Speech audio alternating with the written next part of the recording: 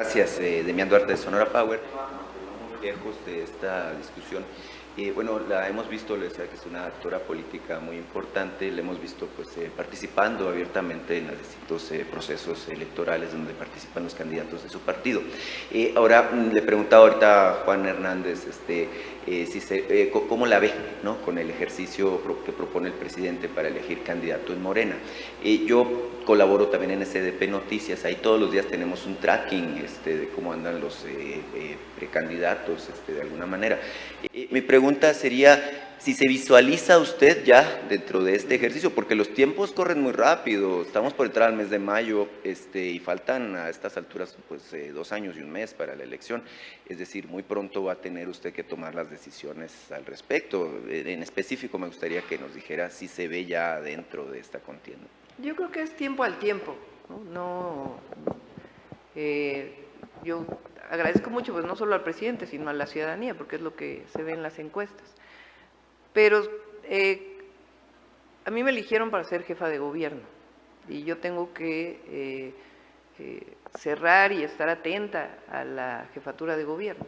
Y ya en su momento que veremos el otro tema, ¿no? Pero en este momento pues estoy dedicada a la Ciudad de México y por supuesto a los temas nacionales, porque el debate nacional pues es por supuesto parte del debate de la Ciudad de México y además nosotros somos parte de un movimiento de transformación. En nuestro caso, pues yo fui secretaria de Medio Ambiente con el presidente Andrés Manuel López Obrador, vengo pues caminando desde hace mucho tiempo, hemos estado ahí en las buenas, en las malas, en las difíciles y sobre todo ahora pues lo más importante creo yo, aparte de dedicarme a la ciudad y por lo que me eligió la gente, es a fortalecer la cuarta transformación de la vida pública de México. No hay nada más importante que la transformación. Hoy el país es distinto de lo que era en el 2018 y esa es una tarea de los que somos parte de este movimiento. Es una tarea ineludible, histórica y que es parte de nuestro actuar político. No solamente como gobernante, sino en nuestro actuar permanente. La responsabilidad nuestra es muy grande, nosotros no le podemos fallar a nadie, y menos al pueblo de la Ciudad de México. Entonces, ya habrá tiempo para todo. Bueno, primero, como siempre, agradecerle mucho al presidente que mencione mi nombre, es realmente un honor. Creo y además pues estoy convencida que el método de encuesta es un muy buen método, es el método que sigue nuestro partido, Morena, para elegir cualquier candidato. Tiene una virtud, lo elige la gente. No es que haya una elección de una persona, sino que finalmente quien está eligiendo quién es el candidato o candidata de Morena, pues es la ciudadanía a partir de este método de encuesta. Entonces, para cualquier puesto de elección popular, es el método que se ha escogido y tiene pues esa gran virtud. ¿Se acabó la era del tapado, de la tapada también? Pues sí, porque ahora abiertamente pues es a lo que decida la ciudadanía. ¿Y la caballada está fuerte en Morena o cómo ve la caballada en la oposición? Bueno, pues yo creo que hoy la oposición está, pues, dice el presidente, moralmente derrotada. Ya no solo lo dice el presidente, lo dicen los propios intelectuales del conservadurismo, de la oposición, que no encuentran un candidato o candidata porque finalmente lo que los une en este momento es su crítica al presidente de la República y a la Cuarta Transformación. No tiene nada que ofrecerle al pueblo de México, esa es la gran diferencia. En cambio aquí pues lo que hay es un proyecto y la consolidación del proyecto de la Cuarta Transformación. Esa es la gran diferencia, al final pues son 2 proyectos de nación y realmente la consolidación de la Cuarta Transformación y lo que representa la Cuarta Transformación para el pueblo de México pues se ve en las encuestas y lo que fue inclusive la participación del apoyo en la ratificación de mandato. En el tema, bueno, de lo que se presentó ayer de la propuesta de reforma electoral, reforma democrática, como la calificó el presidente de la República, interesa mucho su opinión, dado que usted es una actora política importante, y bueno, el impacto que esto tendrá. Por ejemplo, ya hay una polémica sobre cómo se van a distribuir las diputaciones, las 300 diputaciones en este caso, si van a ser pluris o si son de representación proporcional, como se ha manejado. La reforma pues también incluye la desaparición de los organismos electorales en los estados, incluido el de la Ciudad de México, entre otras consideraciones. Por supuesto, la reducción de la representación aquí en la Asamblea Legislativa de la capital. Entonces, importa mucho la opinión que usted pueda tener al respecto, si nos la puede compartir. Yo le veo muchas virtudes a la reforma. La primera gran virtud es que se acaban los partidos políticos como negocio. Y no estoy hablando, obviamente, del partido político al que pertenezco. Pero durante muchos años, el pueblo de México y el erario público financia los partidos políticos en el periodo ordinario. Y se han hecho, pues, muchos negocios al amparo de los partidos políticos. Y la política en sí misma, pues, se vuelve la oportunidad de acceder a recursos públicos dentro de los partidos.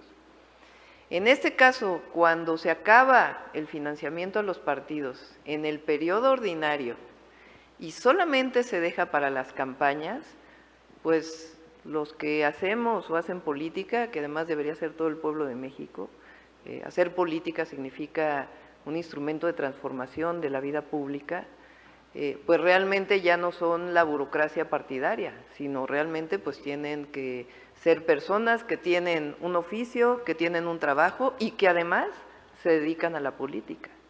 Entonces, creo que esto cambia por completo el esquema de financiamiento público a los partidos políticos y a las burocracias partidarias, y eso es muy bueno en el país, y además pues todos los ver a la política como un negocio. Segundo, tiene una gran virtud el que los consejeros electorales sean electos por el pueblo de México, aun cuando sea desde distintos poderes su nominación. Al ser electos por el pueblo de México, a quien le responden es al pueblo de México. Hoy tenemos consejeros electorales que creen que le deben su puesto a tal persona de tal partido político porque les ayudó a conseguir los votos para llegar en el Congreso de la Unión. Entonces, tener consejeros electorales que le respondan al pueblo y a la elección, pues cambia por completo su representación y saben realmente que son árbitros electorales, pero además el nombre ya no solo es elección, sino también consulta, lo cual realmente reconoce no solamente la democracia electoral, sino la democracia participativa. Creo que esa es una segunda virtud. Además, conociendo la historia de México, donde en los últimos periodos, yo siempre he dicho que el neoliberalismo en México llegó con una carga autoritaria muy grande. Recuerden que en el 88 hubo un fraude, recuerden que en el 2006 hubo un fraude, recuerden que en el 2012 hubo una tremenda compra del voto y ahí los organismos electorales pues fueron cómplices de esos fraudes y de esa compra del voto. Ahora pues realmente el consejero electoral estaría al servicio del pueblo de México, que es quien lo eligió. Esa es una gran virtud. Por otro lado, y no porque antes no hubiera autoritarismo, también hay que decirlo, porque también muchos años de autoritarismo en México, pero en términos electorales realmente no hubo una democracia electoral. Por otro lado, el tema de la reducción de los diputados y senadores a mí también me parece correcta. No se ve, digamos, hoy en la condición en la que estamos esta necesidad. Y el día de ayer apenas escuché la propuesta de cómo habría la representación de diputados y de diputados principalmente, que en realidad es una representación directa y también proporcional, que pues realmente creo que es una buena propuesta. Y el otro tema importante es que yo tampoco le veo ya sentido a los organismos electorales locales. Aquí en particular está el tema del presupuesto participativo y la elección de los COPACOS, que se llaman ahora, los comités de participación comunitaria, que pues tendría que ver cómo el Instituto Electoral Nacional lo atendería. Pero realmente las elecciones ya tienen ya toda la revisión de los recursos económicos los ve a nivel nacional. Las casillas son únicas. Entonces, ¿qué sentido tiene seguir manteniendo una burocracia local que finalmente las elecciones y las consultas pueden ser administradas, desarrolladas y ordenadas por un organismo nacional? Entonces, creo que es una propuesta que fortalece la democracia en nuestro país, que establece una discusión profunda, porque esto es importante discutirlo, es importante el debate que está planteando el presidente de la República y sobre todo a la ciudadanía, porque no solamente son los actores políticos en términos de los partidos políticos, los comentaristas, sino que se vaya a la discusión de lo que realmente piensa el pueblo de México, que debe ser la elección y cómo las elecciones y cómo deben de organizarse. Finalmente la soberanía recae en el pueblo y eso es lo que finalmente se está reconociendo en esta propuesta.